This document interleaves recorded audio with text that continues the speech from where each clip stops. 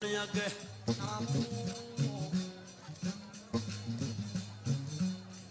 mana kɛ jamatigɛ ye f'i ka sabali tobiri nka sedule ne ka sedule basi la fɔlɔ ɲamule kamuru la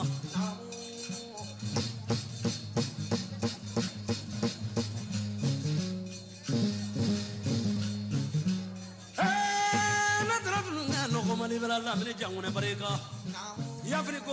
Alors, je voudrais tout simplement vous signaler l'arrivée du président du conseil d'administration de la RTI. RTI qui a déployé de très gros...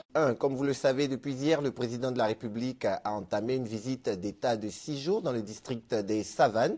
Une visite qui sera marquée par 11 meetings, plusieurs escales et aussi des séances de travail. Agenda donc bien chargé pour le président Alassane Ouattara. Et pour parler de cette visite dans le nord de la Côte d'Ivoire, je suis avec Claude Saï, il est consultant. Bonjour Claude. Bonjour Landry. Et aussi avec Jean-Claude Koulibaly, il est journaliste au Patriote. Bonjour Jean-Claude. Bonjour Landry. Alors, vous avez vu l'arrivée du président de la République hier à Korogo. C'était une ambiance très chaleureuse, Claude. Très chaleureuse, c'était prévisible parce qu'il retourne chez lui. Les cadres de la région ont mis les bouchées doubles pour que cette visite soit d'abord une visite d'État, mais une visite mémorable. Chaleureuse parce que c'est une visite de travail. Il l'a dit lui-même, au-delà de l'enthousiasme, au-delà des festivités, au-delà de la réjouissance, il faut penser le développement, il faut penser le progrès. Et ces visites-là sont faites justement pour poser les fondamentaux de l'émergence dont nous parlons tant. Donc, visite de travail, visite de réjouissance. Oui. D'accord. Visite de travail, comme vous avez dit, visite, il est retourné un peu en famille chez lui. Oui, j'allais dire affectif parce que n'oublions pas que le président de la République était fils de la région. Voilà. Et donc, il vient en tout cas voir ses parents avant tout, même si à côté, il y a l'aspect travail. Et en plus, on peut parler un peu de retrouvailles dans cette visite-là. Parce que depuis qu'il a été élu président de la République de Côte d'Ivoire, c'est la première fois, en tout cas, qu'il vient dans cette région, sinon dans cette région en tant que président de la République. Donc, c'est à la fois affectif et aussi des retrouvailles. Voilà. D'accord. Des retrouvailles, mais des retrouvailles dans lesquelles les populations de Korogo du district des Savanes placent de grands espoirs. Oui, tout à fait, parce que le président ne vient pas les bras ballants, il ne vient pas les bras vides, il vient en tout cas, je dirais dit, dans son sac avec beaucoup de cadeaux. Il vient, cela a déjà commencé avec en tout cas les différentes infrastructures les chantiers qui ont commencé en tout cas à émerger à Korogo, à Mbengue et dans les autres régions. Et je pense qu'il vient en plus apporter, si vous voulez, quelque chose de plus à cette visite-là. Il vient apporter aussi les forages, l'électricité, etc. Et vous verrez que dans son discours, il essaiera un peu dégrainer tout cela. Tout ce qu'il va donner. Alors Claude, selon vous, qu'est-ce que les populations peuvent vraiment recueillir de cette visite du président dans le Nord? Alors, deux choses. Il faudrait appréhender les visites du chef de l'État sous deux angles. Le premier angle, c'est l'angle régional, local. Et le deuxième angle, c'est l'angle d'État, au niveau de l'institution. La première chose, les retombées seront immédiates. Koulibaly l'a dit tout à l'heure, travaux de bitumage, reprofilation lourde, extension d'adduction d'eau, d'électricité, d'accord. Des forages, des écoles, des centres de santé. Mais au-delà, et ça, je tiens franchement à le dire parce que je le lis un peu à travers la démarche du chef de l'État. Le développement de notre pays n'est pas seulement, ne doit pas se voir à l'aune des compétences économiques ou sociales. Le développement de notre pays, c'est surtout aussi et avant tout un acte politique majeur de premier ordre. C'est des choix politiques qu'il faut prendre, qu'il faut assumer. C'est la raison pour laquelle, de façon simpliste tout à l'heure, j'ai dit ce sont les visites de travail.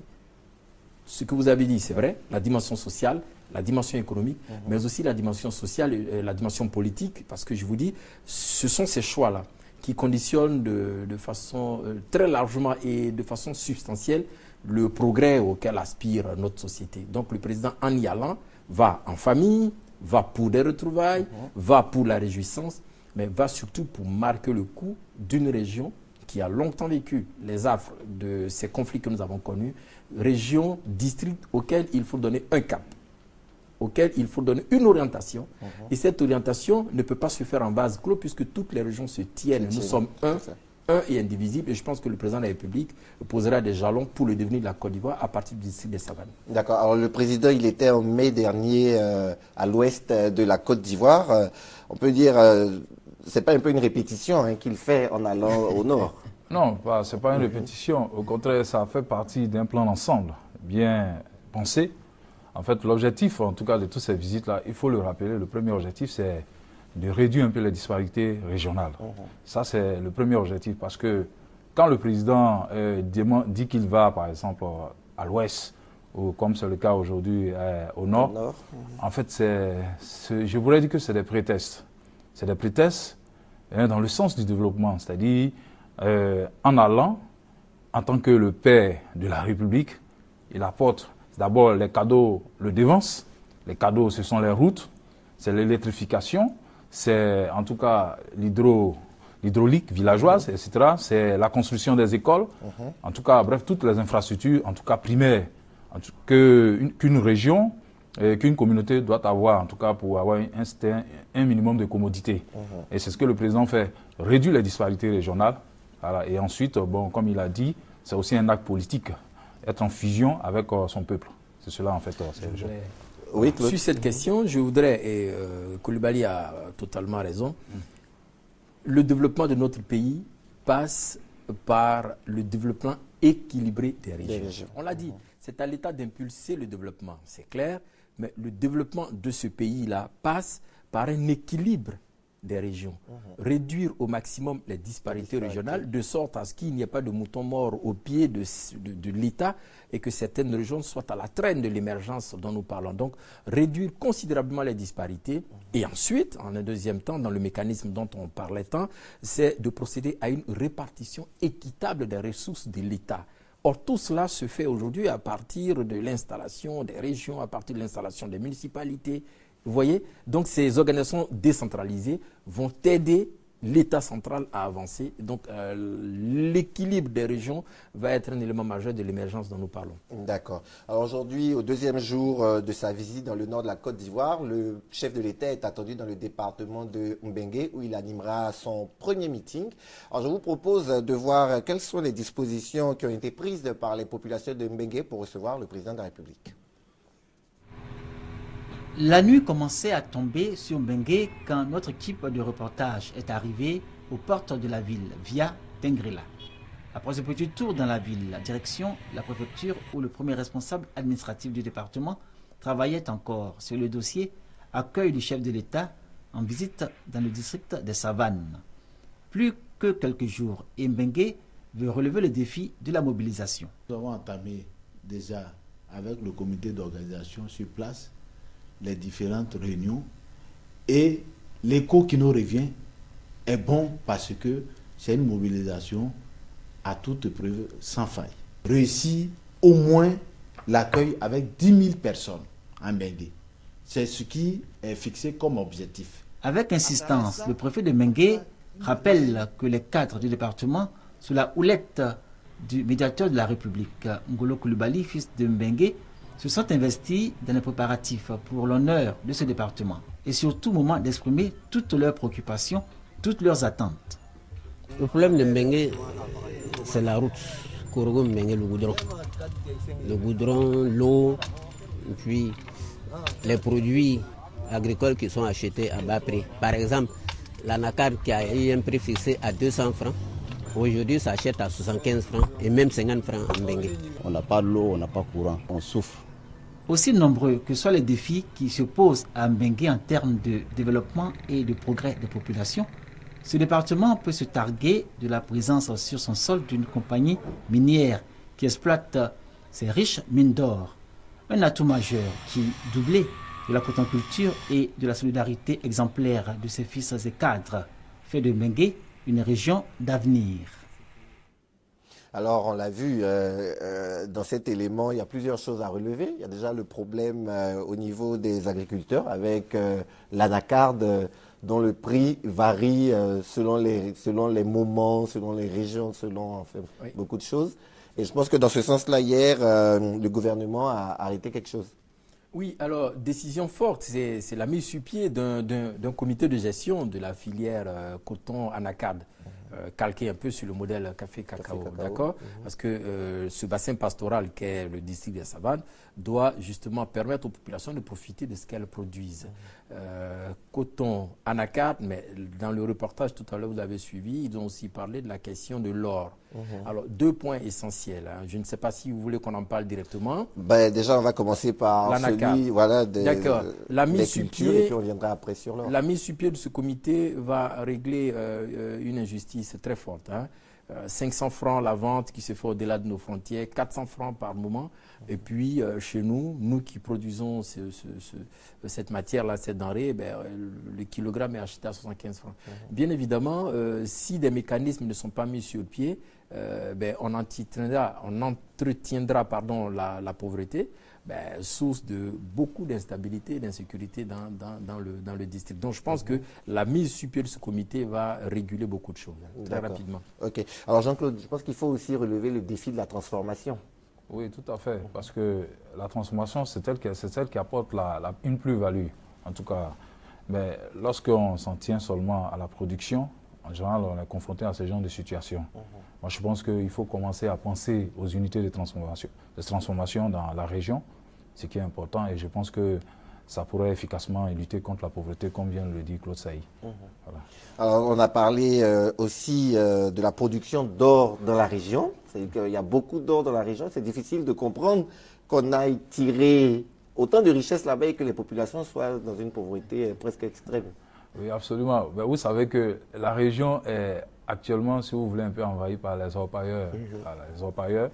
Je suis allé, en tout cas, en 2010 dans la région et je me suis rendu compte que l'exploitation de l'or se faisait de façon artisanale par les orpailleurs qui sont venus de partout. Et aujourd'hui, le gouvernement a compris qu'il fallait formaliser tout cela, sortir véritablement cette exploitation de l'informel et essayer de lui donner quelque chose de légal. Ça a commencé déjà avec l'usine de Tongon, l'exploitation de l'or de Tongon dans la région de Bengué, justement. Et je pense qu'il y a encore des licences d'exploitation qui seront distribuées par le gouvernement. Et je pense que cette politique-là permettra, comme vous l'avez dit, à ce peuple qui est assis sur une mine d'or et qui vit dans la pauvreté de sortir un peu la tête de l'eau. Voilà. Oui, alors, sur la question, il y a 2 éléments essentiels à relever, mais qui sont très profonds. Et je parie que ces éléments-là ne vont pas faire l'objet de meetings, de discussions sur la place publique. La question de l'anacarde, du coton et surtout de l'or. Alors, tout à l'heure, Jean-Claude a évoqué la mine d'or de Tongon. D'accord? Mais à côté de cette mine d'or, de cette structure qui fait l'exploitation de Tongon, là, il y a des orpailleurs informels. C'est eux qui posent le vrai problème, vous voyez, qui ne sont pas quantifiés, qui ne sont pas répertoriés. Si bien que tout cet or part au-delà des frontières, les populations, et l'État n'en est pas, si vous voulez, détenteur, redevable et bénéficiaire. Ça pose 2 problèmes. Le premier, c'est le problème de l'écosystème. Parce que ces orpailleurs anarchiques, ces orpailleurs informels, clandestins, employant les termes comme il faut, aucune norme de la nature, le sol est dégradé, les ressources naturelles se font de plus en plus rares, donc le pâturage ne peut donc pas paître normalement, les populations ne peuvent pas réutiliser ces sols qui ont été dégradés, donc un véritable problème d'écosystème. Alors, il faudrait donc qu'on revienne à travers ce que la SODEFOR est en train de faire, qu'on revienne à une dimension de l'éco-citoyenneté. Premier point.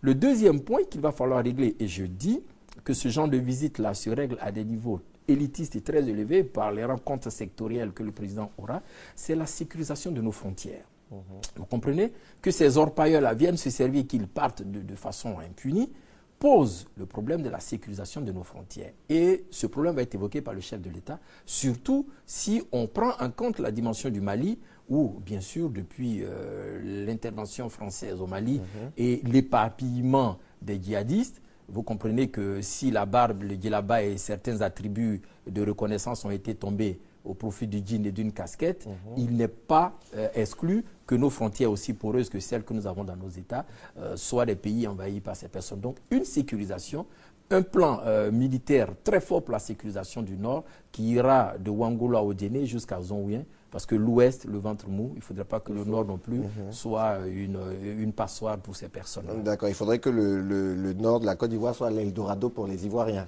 Ben oui, mais que la Côte d'Ivoire soit l'Eldorado et que l'Afrique soit ce pan des terres sur lesquels on est heureux de vivre. Alors Claude, on a déjà quelques images de Mbengue. Les populations sont déjà prêtes à recevoir le chef de l'État.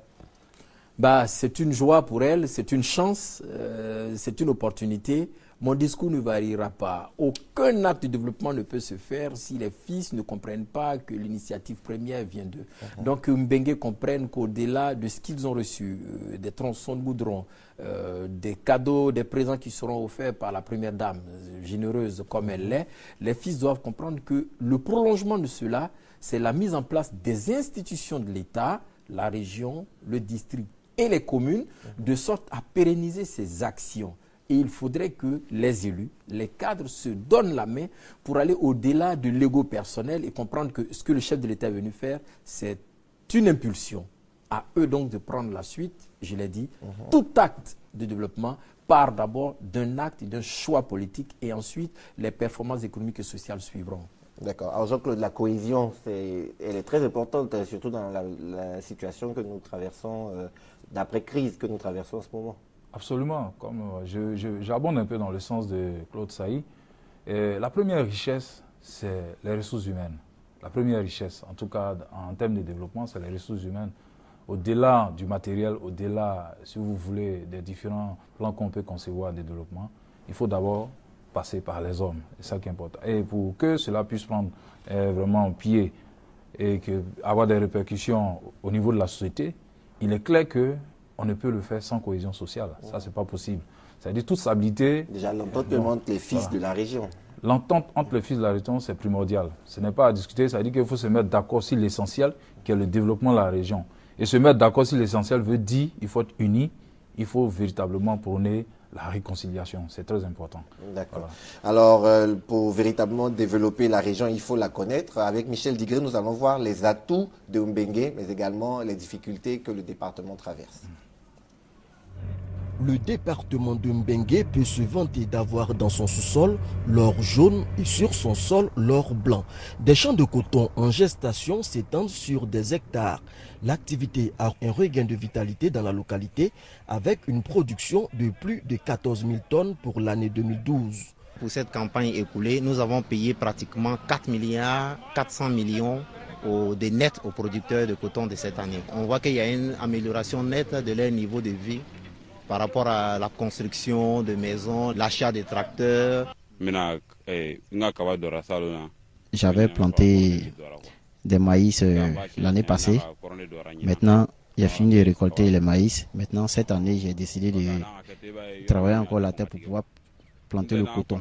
Parce que c'est ce que nous faisions un peu, puisqu'on n'a pas de boulot à faire ici. Donc, c'est ce que nous on fait comme travail. Et on fait un peu pour pouvoir avoir de l'argent, pour pouvoir subvenir aux besoins de nos familles. L'exploitation de la mine d'or de Tongon dans le département de Mbengue est une opportunité d'emploi pour des centaines de jeunes. En revanche, ce qui fâche à Mbengue, ce sont les infrastructures du département. La voirie n'a jamais flirté avec le goudron. L'eau potable est une denrée rare. 5 km, c'est la distance que doit parcourir Koulibaly Téné pour s'approvisionner en eau.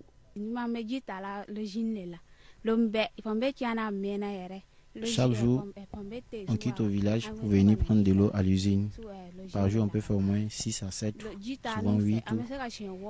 On a un problème d'eau au village parce que les pompes ne marchent plus. Mbengue ne dispose pas encore d'hôpital général. La couverture sanitaire est composée d'un centre de santé urbain et de 8 centres de santé ruraux. L'enseignement secondaire est constitué d'un seul établissement, le collège municipal. Ce sont entre autres autant de difficultés que les populations exposeront sans doute au chef de l'État au cours de son premier meeting ce mercredi à Mbengue. Alors Jean-Claude, c'est ce qu'on disait tout à l'heure, hein, région riche mais population pauvre. Oui, tout à fait. Je ne dirais pas une région sinistrée, mais c'est tout comme. Vous savez qu'au niveau de Mbengue, par exemple, il y a 54 villages. Et sur les 54 villages, il n'y a seulement que 16 villages qui sont électrifiés. Et la voirie, même la voie centrale au niveau de Mbengue, il y a des difficultés. C'était une route, par exemple, qui est... D'accord, Jean-Claude, permettez-moi de vous couper. On me dit qu'ils sont prêts à Mbengue, prêts pour le meeting, le premier meeting du chef de l'État. Premier meeting donc à Mbengue. Et nous passons l'antenne à Victorien Angoua qui nous en dira plus. On se retrouve tout à l'heure après le meeting pour continuer. D'accord.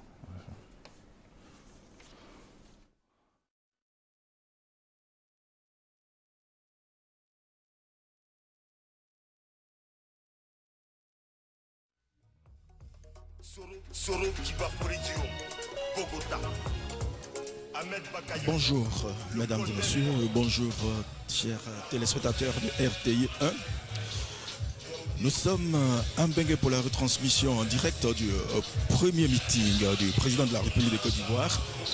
Le président Alassane Ouattara entame depuis hier une visite d'étape dans le district des Savanes. Avec nous un consultant, M. Koulibaly Zié, il est proviseur du lycée Oufo-Boigny de Korogo et 4e vice-président du conseil régional de Korogo. Le président de la République, Alassane Ouattara, il faut le rappeler, est arrivé hier à l'aéroport de Korogo, chef-lieu de la région du Poro, sous le coup de 11h45. Ce matin, il sera sur la place de Mbengue, mais je rappelle qu'en route, il fera 2 escales. Mbengue, il faut le rappeler, a été érigé en chef-lieu de département en juillet 2012.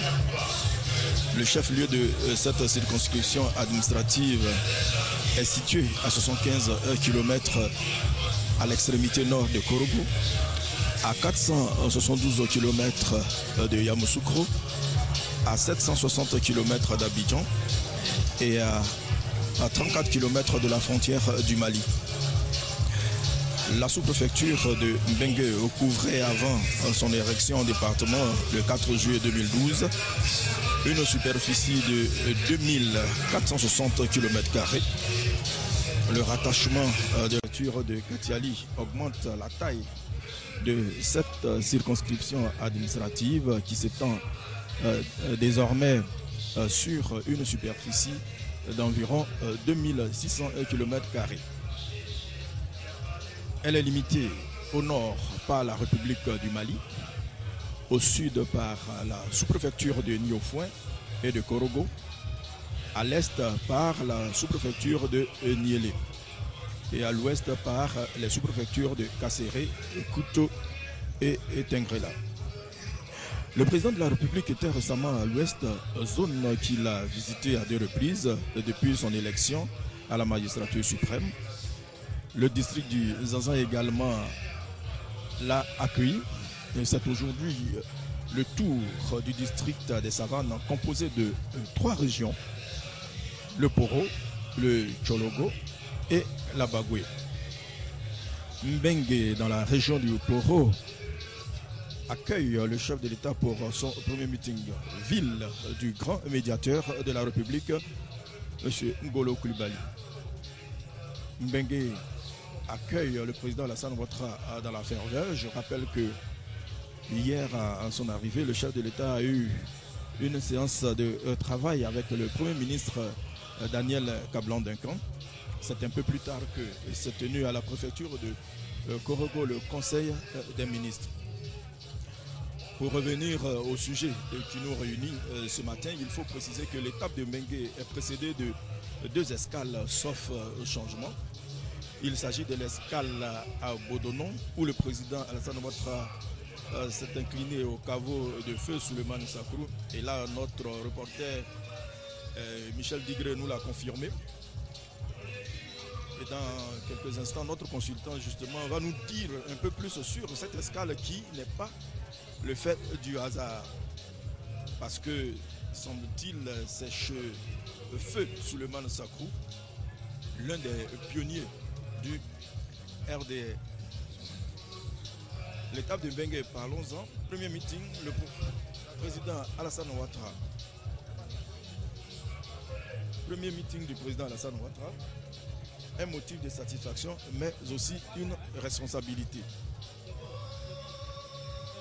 La deuxième escale a lieu à Sowo, un autre symbole. Et tout à l'heure, notre consultant l'expliquera, c'est chez M. Soro Ndosulu Yakuba. Ainsi, d'ici 11h45, le président de la République va entamer son meeting. Alors notre consultant est en place.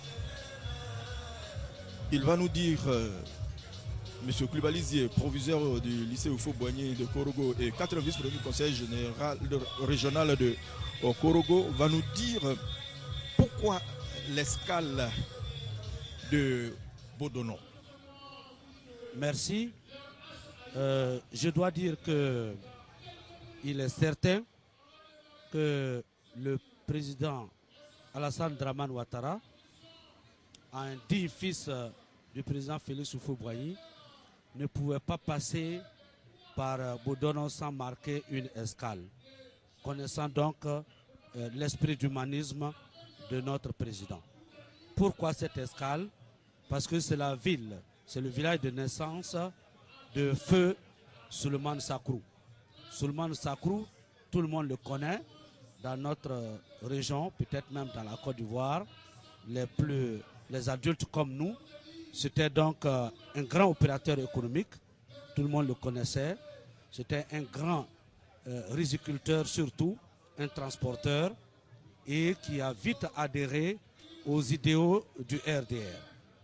Et il fut donc parmi les premiers députés que le RDR a pu placer à l'Assemblée nationale en 1995.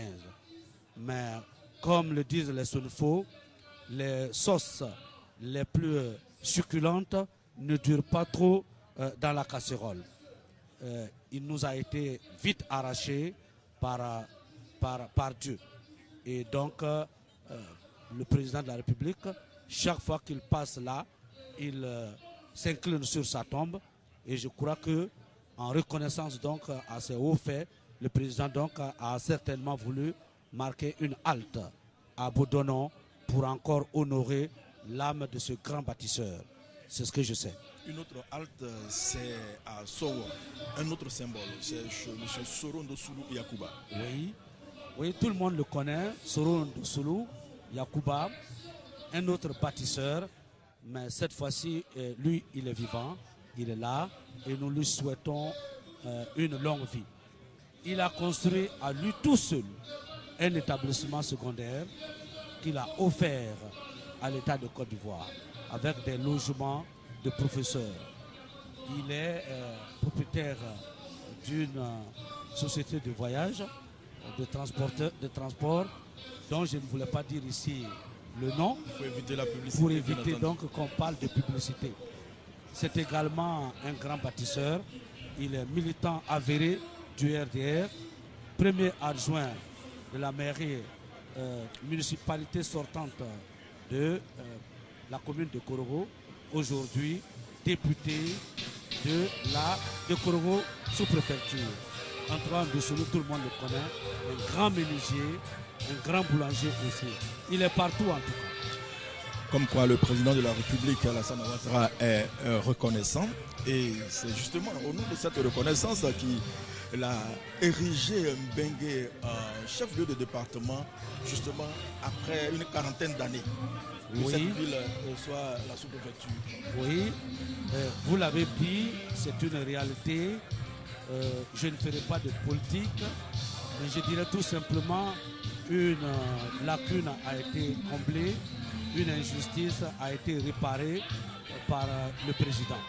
Et on lui faisait confiance, il nous l'avait dit pendant toutes ces visites qu'il a effectuées en Bengué, que ce soit le 27 mai 2002 ou en septembre 2010. Il nous avait dit, si je viens au pouvoir, Bengué sera donc érigé en chef-lieu de préfecture pour réparer une injustice. Savez-vous, nous sommes sous préfecture depuis 3 janvier 1961.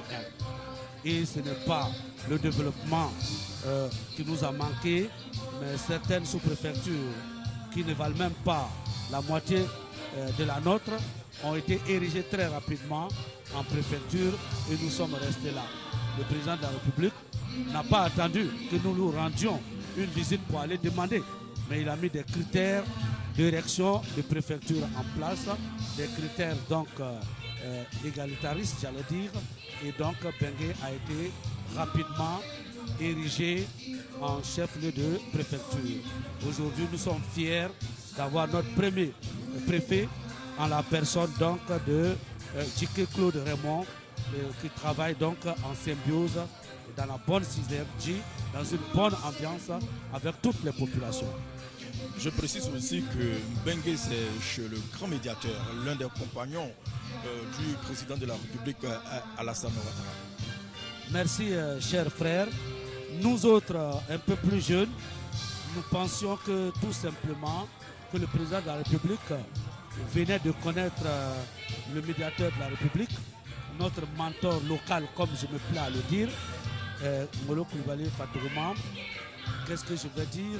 Le ministre ou le président du conseil ou le DG, en tout cas, il a fait tout. C'était un haut fonctionnaire, un haut commis de la Côte d'Ivoire, de l'État. Et tout cela s'est soldé aujourd'hui par une nomination comme président d'une institution, la médiature de la République. Molo Koulibaly connaît le président Alassane Dramane Ouattara, nous ont-ils dit, depuis janvier 1975. Et depuis ce, ils travaillent ensemble, ils collaborent ensemble dans une loyauté qu'on ne trouve nulle part ailleurs. Et donc, ce sont des amis, ce sont des frères. Et c'est pour cela que tout le peuple tagban est fier et heureux d'accueillir d'abord un ami ici, un frère, un parent. Et vous voyez que l'accueil est à la dimension de l'autre que nous attendons. En tout cas, nous l'avons constaté depuis 7 heures déjà, les populations se sont mobilisées pour attendre le président de la République. Justement, le président Alassane Ouattara recevra les honneurs militaires sous la musique de la gendarmerie conduite par le lieutenant Mbeatse. Le commandant des troupes, c'est le commandant Mel Rosenberg. Le drapeau de la gendarmerie sera porté par le lieutenant Adam Elizo. Et il y aura droit aux honneurs justement du premier peloton de gendarmerie conduit par le lieutenant Dodora Serge, le deuxième peloton de gendarmerie le lieutenant Mambo Joseph, la première section du 4e bataillon d'infanterie dirigé par Nyonse Yapi, la deuxième section du 4e bataillon d'infanterie le sous-lieutenant Sezi Marc et la 3e section du 4e bataillon d'infanterie le sous-lieutenant Ngora Ido. Alors le département de Mbengue, c'est aussi 4 sous-préfectures, c'est-à-dire la sous-préfecture de Mbengue, de Katogo, de Bougou et de Katiali. C'est exact. Et encore là, un acte du chef de l'État qui s'est passé donc dans les normes que se fixe tout État sérieux. Il a suffi qu'on regarde les populations, la distance entre ces 2 gros villages, ces 3 gros villages que vous venez de citer et le chef-lieu de sous-préfecture ancien, Kembengue, pour ériger donc Katogo, qui est à 32 km donc de Mbengue, pour ériger également Katiali, qui est à 26 km de Mbengue, et pour ériger également Bougou en chef-lieu de sous-préfecture, qui est distant de Mbengue de près de 28 km. Et qui sont entourés de gros villages également qu'on peut également ériger en sous-préfecture. Je vais parler par exemple de Kaloa, je vais parler de Tchorchiri, je vais parler de Loulo, je vais parler de Mibrigué. Voilà. Et donc depuis là, nous avons 4 sous-préfectures, 3 sous-préfectures, plus celle de Bengué commune. Et nous sommes heureux, les populations sont heureuses d'accueillir leurs administrateurs. Ils ont fait eux-mêmes des efforts pour bâtir leurs résidences et pour bâtir les bureaux. Voilà. D'accord. Alors selon les informations recueillies auprès de la chefferie cantonale et villageoise de Mbengue, les fondateurs de Mbengue seraient venus du Mali et installés par le chef du village de Sanara, village le plus ancien de la sous-préfecture de Mbengue. Oui, c'est ce que on nous dit, donc que nous serions venus, donc nos aïeux seraient venus donc du Mali. Quoi qu'il en soit, nous appartenons au groupe Senufou, bien sûr. Plus précisément, pour parler comme les linguistes, nous appartenons donc au groupe Gou. Et donc, effectivement, le village, ou bien l'un des villages les plus anciens de notre sous-préfecture, c'est bien Sanra. Il me semble que c'est là-bas que les frères étaient venus s'installer. Et c'est à la suite d'une petite mésentente entre les frères que le plus jeune a décidé d'aller s'installer de l'autre côté donc de la rive, si vous préférez, de la rivière qui séparait donc les deux endroits.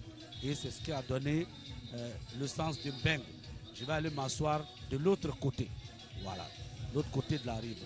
Et donc, il semble que le petit frère était plus ouvert que le grand frère et qui était un peu ostracisé sur les bords. Et donc, Mbengue s'est développé. Et aujourd'hui, Sanra, il faut le dire, ne connaît pas le même développement que Mbengue. Mais Sanra est en train de sortir et je pense que bientôt, peut-être que Sanra sera donc un simple quartier de Mbengue parce que bientôt les deux, la ville de Mbengue et le village de Sanra seront reliés. Il ne reste qu'un petit espace. Comme quoi l'ouverture paye toujours. Oui, oui. Ce n'est pas aujourd'hui qu'on doit connaître qu'il ne sert à rien d'être recroquevillé sur soi-même pour un État, encore moins même pour un village, même pour un individu.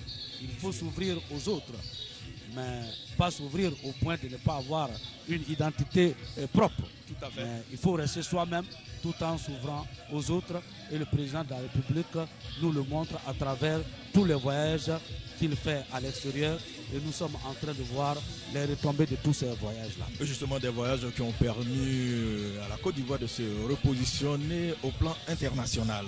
Tout à fait, tout à fait. Comme vous le dites souvent dans votre jargon de journaliste, la Côte d'Ivoire est redevenue fréquentable et donc les investisseurs arrivent, les diplomates arrivent et le pays se vend et il se vend très cher. Alors Mbengue est situé dans la partie septentrionale de notre pays et ces villages qui la composent ont été fondés par des Senufo, notamment le sous-groupe Tabaon, les premiers occupants à l'exception des villages de Nambira, Nongon et Famitigele, dont les fondateurs sont des Malinqués venus de la région de Séguéla. La dynamique démographique reste à l'avantage de l'ethnie Senufo qui représente plus de 80% de la population. Sa position frontalière et ses potentialités récemment rehaussées par les découvertes minières ont accru la vague migratoire dans laquelle se retrouvent des ressortissants de la sous-région et des allochtones venus des autres contrées de notre pays. Il y a une intégration réussie des communautés allochtones et allogènes par leurs hôtes Senufo et Malinqués. Cependant, des conflits de cohabitation liés à la dévolution de la fonction de chef de village divisent les communautés de Senufo et Malinqués dans certains villages tels que Kaloa et Ngandana. La cohésion sociale est également fragilisée par des conflits fonciers internes aux autochtones Senufo et aux conflits récurrents opposant agriculteurs et éleveurs en majorité des Peuls. L'islam, en raison de l'ancienneté de son implantation, est beaucoup plus adepte que le christianisme. Toutefois, le culte que le Senufo aux rites ancestraux et à sa tradition, notamment au Poro, le rend réticent à l'assujettissement intégral à sa religion. Vous le disiez tantôt, ouverture oui, mais il ne faut pas perdre son identité. Alors, au sujet des conflits, le conflit foncier c'est un peu partout en Côte d'Ivoire, mais il y a un conflit qui est récurrent au nord, c'est le conflit agriculteur et éleveur, la majorité des Peuls. pourquoi est-ce que cette question-là n'arrive pas à trouver véritablement de solution? C'est une réalité. Au nord, précisément dans le département de Mbengue, on ne connaît pas de conflit foncier en tant que tel. Peut-être que avec la culture pérenne qu'on commence à faire maintenant, l'anacarde, on risque de connaître ce type de conflit foncier. Sinon, les terres sont bien régies. On connaît le chef de terre, on connaît les chefs de terre, on connaît les chefs lignagers qui donnent donc les terres aux parents du même village ou du village même voisin et qui les font rien que pour se nourrir. Et quand ils partent, que la terre est laissée en jachère, un autre peut venir les prendre et donc les cultiver à nouveau. Donc on se remplace, on se relaie. Mais le conflit qu'on voit ici, c'est entre les agriculteurs et les peuls. Parce que les peuls gèrent souvent des bêtes et on ne sait pas si c'est de mauvaise foi parfois qu'ils le font ou bien si rien ne dépend d'eux, mais parfois, la plupart du temps, on remarque que ces bêtes s'introduisent dans les champs de riz, dans les champs de coton, dans les champs d'igname et gaspillent tout à leur passage. Et lorsque nos parents veulent parler, parfois le bras nu, ils essaient de chasser ces bêtes-là, les peuls qui sont toujours avec des machettes, se fâchent et parfois ils les blessent. Il y a eu même parfois des morts. Et cela a conduit parfois à des conflits. Et comme ce sont des nomades, ils ne résident pas dans les villages, parfois nos parents, agriculteurs, s'organisent pour aller brûler leur campement et occasionnant parfois aussi des fuites et des morts. Et ça crée parfois des conflits même entre les administrateurs et nos parents qui pensent que les administrateurs favorisent toujours dans ces conflits les peuls. Mais de plus en plus, il y a une accalmie. On remarque donc que les peuls sont en train plus ou moins de se sédentariser. Et ça, c'est une politique du préfet de Korogo avec donc tous les sous-préfets. Et les peuls de plus en plus se sédentarisent. Ils ont des tuteurs et ils mènent correctement une vie normale avec nos parents. Disons vraiment, si il y avait 80% de conflits, on peut parler aujourd'hui peut-être de 10% de conflits. Il y en a presque plus et on s'entend, on se comprend. Mais comme quoi la question est en train de se résoudre, je ne peux pas dire que la question est complètement résolue. Alors la population du département de Mbengue est estimée selon le recensement de 1998 à 40 893 habitants. Selon les projections de l'Institut national de la statistique de 2008, la population est estimée à 54 495 habitants et de 2012 à 59 909 habitants. Ça, ce sont des projections. Alors la densité moyenne du département est de 16 habitants au kilomètre carré. Le Senufo représente plus de 80% de la population et constitue de ce fait l'ethnie dominante de la circonscription, suivie des Malinqués. Et cependant, on note également la présence de populations d'autres régions de la Côte d'Ivoire. La population étrangère, quant à elle, est constituée en majorité de ressortissants de la CEDEAO. Alors, M. Koulibaly, comment se passe la cohabitation à Mbengue? La cohabitation entre les peuples qui sont venus retrouver leurs frères Senufo. La cohabitation se passe très très bien. Il faut reconnaître, vous l'avez bien dit, la plupart de nos villages ont été fondés par des familles Senufo. Mais comme le Senufo est agriculteur, il ne fait pas de commerce. Il est agriculteur, il est éleveur. Mais il n'élève pas parfois pour vendre. Il élève parfois pour sa propre consommation ou pour recevoir les étrangers. De sorte que les premiers habitants de ces villages ont eu eux-mêmes besoin de malinquer pour s'installer chez eux. Et nos parents nous ont raconté parfois comment ils sont allés dans des villages où étaient déjà installés des malinqués pour demander au chef de ce village de permettre à un membre de la famille de venir aussi chez eux.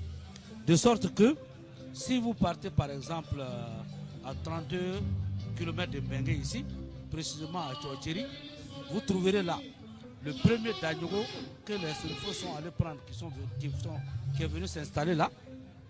Quand il a commencé à avoir des enfants et des neveux, il a pris un de ses neveux qui est allé s'installer à Yélé. Et donc vous trouvez, c'est une grande famille.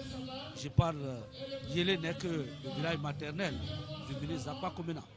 Donc vous voyez qu'il y a une parenté entre ces deux familles-là.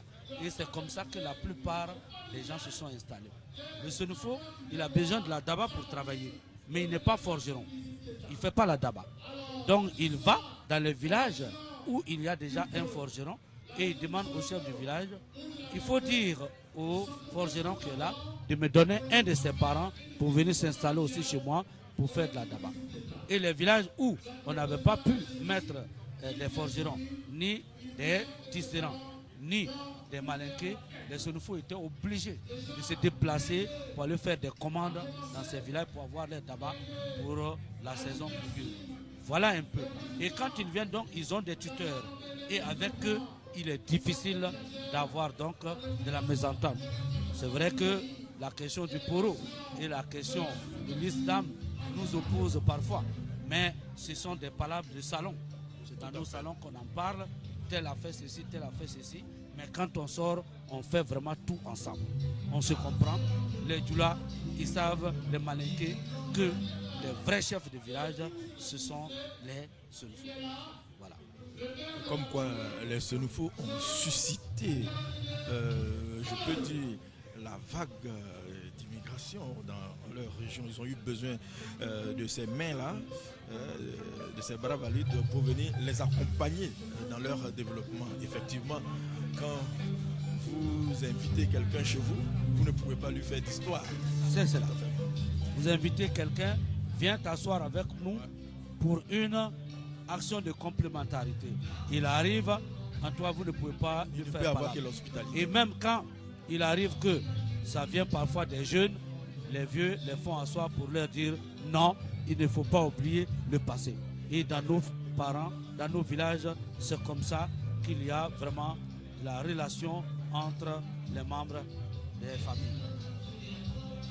Alors, je rappelle à toute fin utile qu'après le meeting de Mbengue, il y aura l'étape de Ouangolo. Le président de la République y sera dans l'après-midi, mais je rappelle que son épouse visite déjà le village de Ngaseregue. Et avant Ouangolo, le président de la République va marquer une escale à Niélé, à Diawala, à Nabingé. Et il recevra les honneurs militaires à Ouangolo. Et aussi, il tiendra un meeting autour de 16h15 à Ouangolo-Dougou. Ainsi marquera la fin du premier meeting, des premiers meetings, je dirais, de la première journée du président de la République dans la région de Savane. Donc aujourd'hui, c'est Mbengue tout à l'heure et à Ouangolo l'après-midi. Alors, nous poursuivons notre exercice.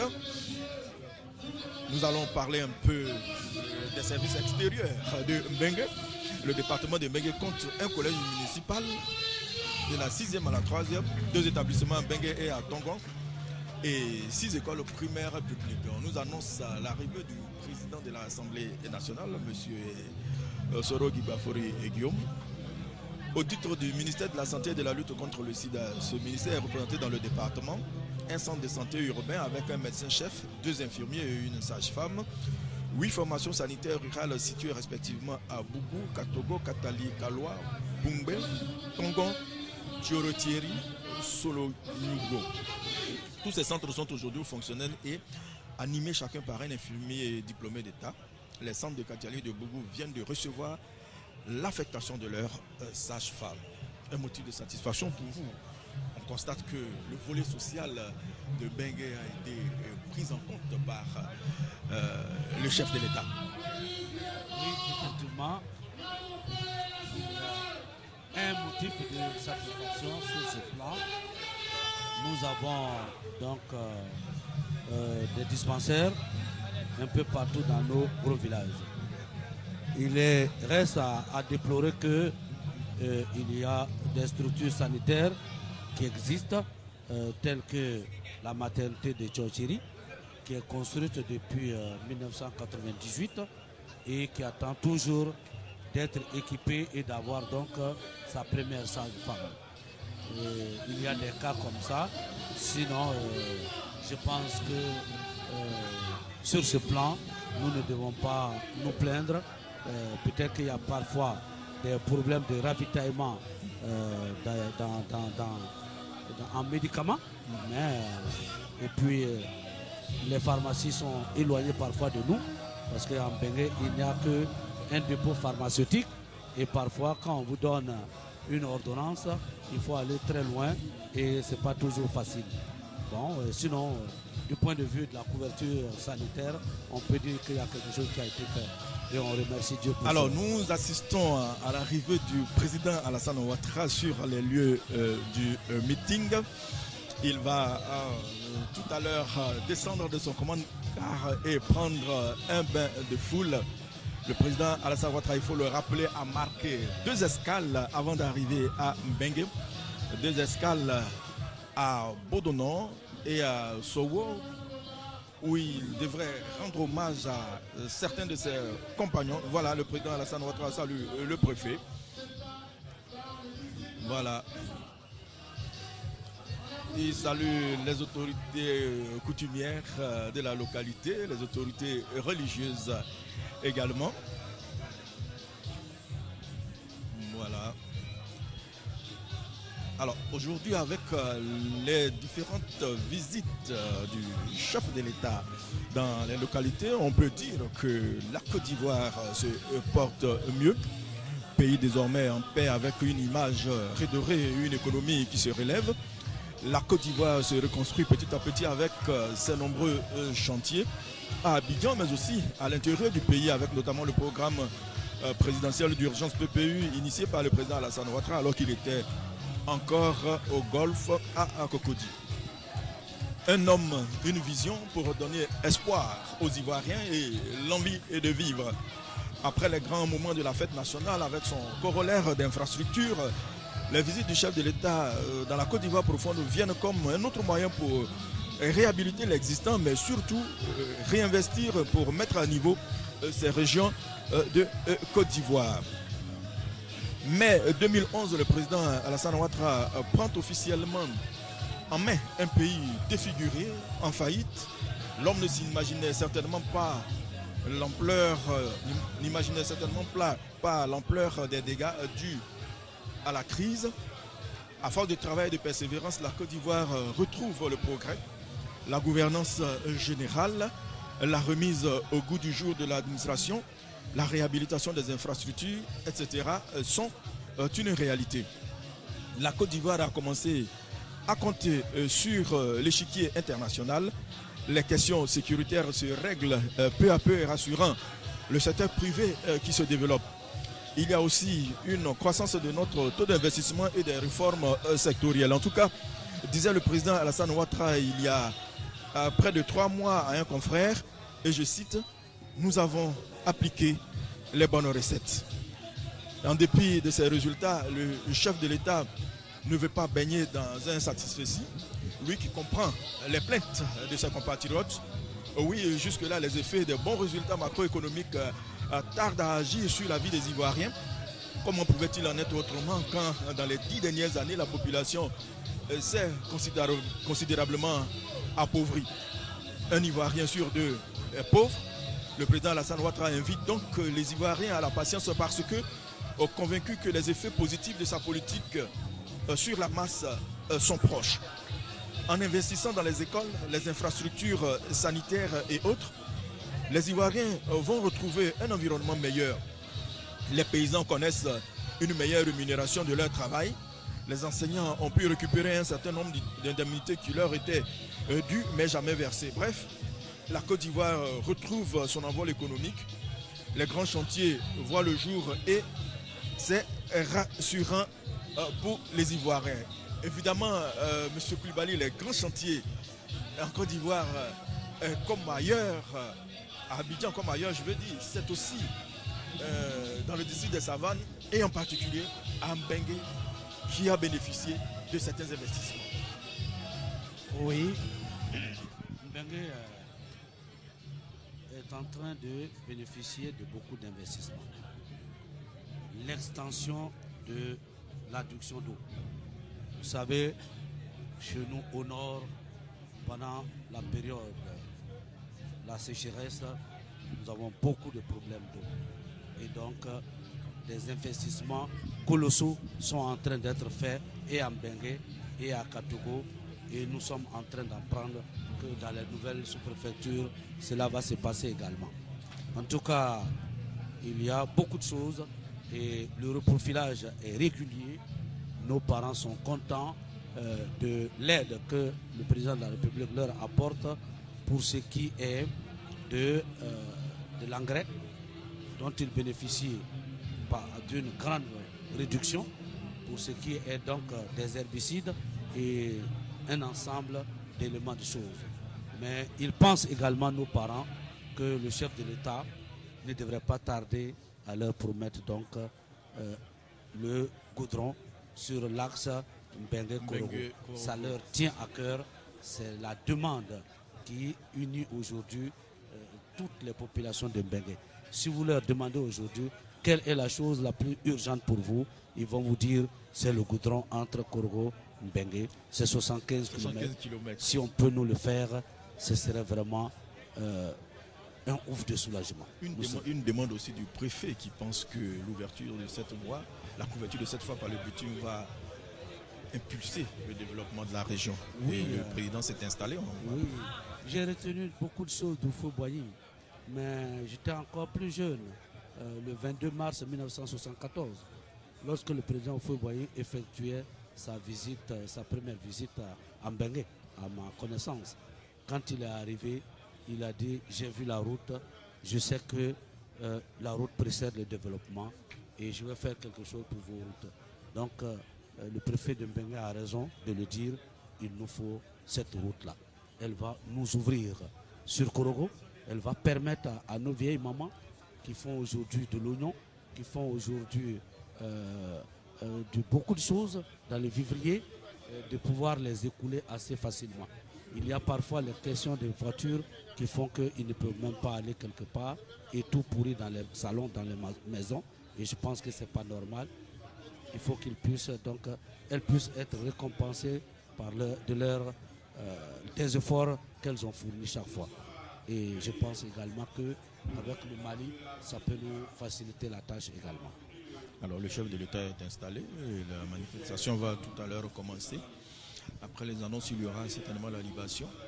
Et ça sera fait par M. Koulibaly Zana, fils du chef du village de Mbengue. Tout à l'heure, vous posiez le problème d'eau. Effectivement, l'adduction d'eau, c'est un souci.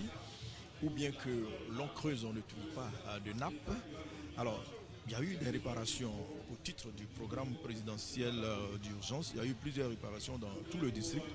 Toutes les pompes tombées en panne dans le district ont été réparées à 100%.